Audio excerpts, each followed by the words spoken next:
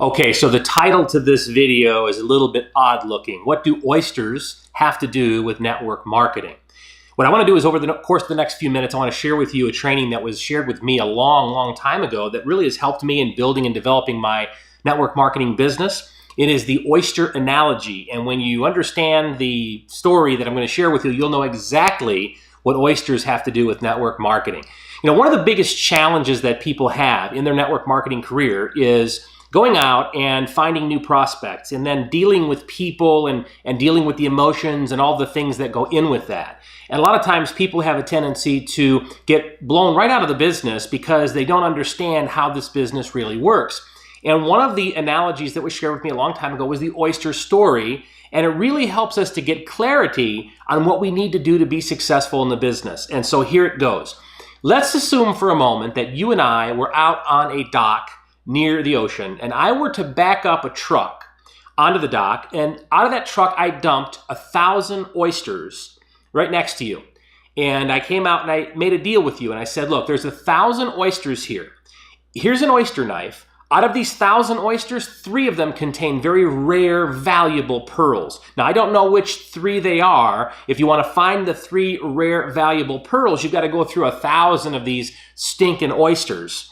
And you're going to probably get some blisters on your hands from having to cut these oysters open and go through this process. It's going to be tough. You're going to stink. But when you find the pearls, they are so valuable. Each one's worth over $500,000 to you. Here's the oyster knife. Good luck.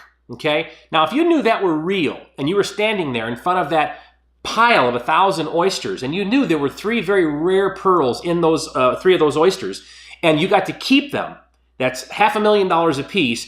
Here's what you would do. You would grab the first oyster and you would crack it open. And if that particular oyster was empty, and the odds are it's going to be, would you argue with an empty oyster? Would you try to convince it to grow a pearl? Would you get upset and throw the oyster and the oyster knife down and leave and go home and quit? No, you wouldn't do that. You'd say, oh, there's an empty oyster, nothing here. You'd throw it aside. And you'd grab the next one and you'd crack it open. And if it was empty, you'd throw it aside, you'd grab the next one, you'd crack it open. And you would move as quickly as you could through those oysters, knowing that through the numbers, eventually you're going to find one that has that very rare pearl in it. And when you find that rare pearl, it's worth $500,000 to you. And you're going to keep going through this process until you find all 3. Now, it might take you all day. It might take you more than a day. You're probably going to get some blisters. You're probably going to stink a little bit. You're probably going to be tired. But when you find those 3 pearls in those oysters, think of the amazing feeling that you're going to have, the security, the financial health that you're now going to be enjoying. And so our network marketing business works very much the same way.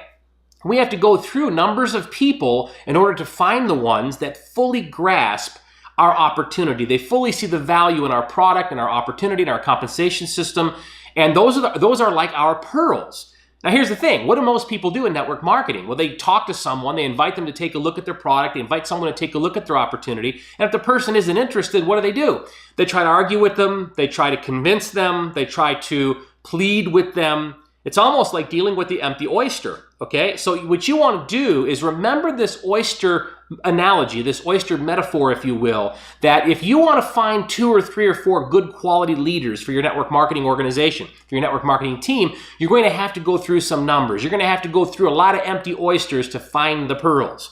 Once I understood that, everything changed for me. When I invited someone to take a look at my opportunity and they weren't interested or they weren't getting back with me, in my mind, I automatically thought, empty oyster, no pearl here. Let's move on to the next one. And you've got to know that if you have a great product and you have a great story and you have a great compensation system and your heart is in the right place, if you talk to enough people, you're going to find people that understand and catch the passion for what it is that you're doing. And they're going to see it the way that you see it, and they're going to want to get involved with you. And so I want you to remember the oyster story when you begin to get frustrated in your business. Have you cracked enough oysters yet? Have you gone through enough to find the pearl? Because more often than not, most people don't.